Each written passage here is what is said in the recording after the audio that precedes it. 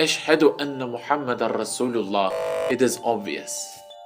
You know that a small habit like cigarette smoking among a small nation can be removed permanently only by a powerful ruler with great effort. The doctors declare endless harms of cigarette smoking. Experts announce about this. A lot of TV programs, videos were made on this issue. Articles were written about this problem, but no, most of people cannot quit this habit. Approximately 1 billion people are still cigarette addicted in the world. I'm talking about just the simple habit of cigarette smoking. So we understand that it is hard to break even a habit. It is difficult to quit addictions. But there was a man who removed numerous ingrained habits from intractable, fanatical large nations with slight outward power and little effort in a short period of time. And in their place, he so established exalted qualities that they became as firm as if they had mingled with their very blood. Peace be upon him. His name is Muhammad. It was 1400 years ago. There were incredible habits among Arabian society in Mecca. You can never see such a savage people. They used to bury their daughters alive. Can you believe this? And this was a big habit, and they used to proud of this. And they also used to be sex addict or alcohol dependent. They were drunk all the time. Or they used to be hardly racist. Interest was general thing. There was no value of women. For example, if someone dies, his wife was used to captured by the first pretender. Could you believe this? And it goes like this. There were incredible habits, and the tribes of Arabian people, the tribes of Arabian society were the most savage people at that times. And then Prophet Muhammad, peace be upon him, came. He was illiterate. He didn't know how to read or write. He had not graduated any psychology school. He had not studied any sociology department of any university, And he also had not read any philosophy book. But he started to talk about something, something dangerous. He started to bring new message to people, but these messages were really dangerous for him. And he didn't have any power though. But interesting thing is, some people gradually started to be impressed, started to follow him. And if you started to follow him at that times, it means you actually had accepted the incredible persecutions of Meccans. Isn't it interesting? Why? He didn't promise you any worldly attractive thing. He didn't promise you any money or something like that. On contrary, you will get serious problems with Meccans. So why do you accept this horrible state?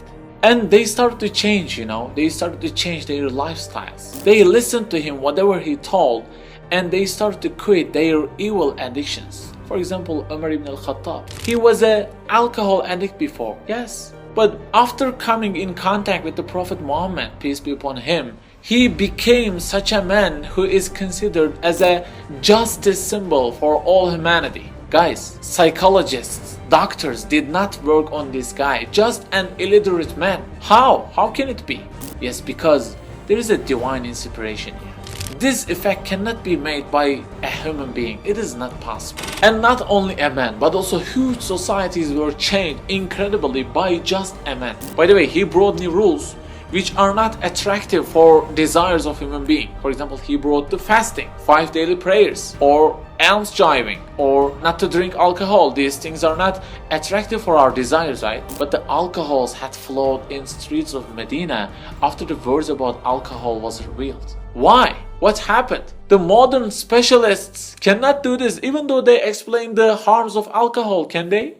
And after Islam, 80% of these people left Arabia and went all around the world to teach people. And they were thousands, You cannot see such a fast growth. And all ashab, all the companions of Prophet Muhammad, peace be upon him, have become role models for the Muslims for 1400 years. But these guys were extremely savage before Muhammad, peace be upon him. Nobody can explain this without prophethood. No, it is not possible.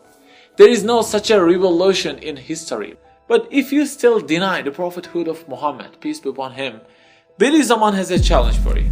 He says, we present the Arabian Peninsula as a challenge to those who refuse to see the testimony of the blessed age of the Prophet. Let them each take 100 philosophers. Go there and strive for 100 years. Would they be able to carry out in the time 100 of what he achieved in a year?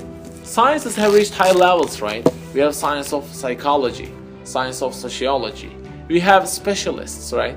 Okay then, take a specialist group of sociology and take a specialist group of psychology and philosophers and go to Arabia and work on for 100 years and try to make some changes, you know? For example, bring a new religion, new rules, and make people to conform to you through your modern books. Would they be able to do this? Obviously not possible.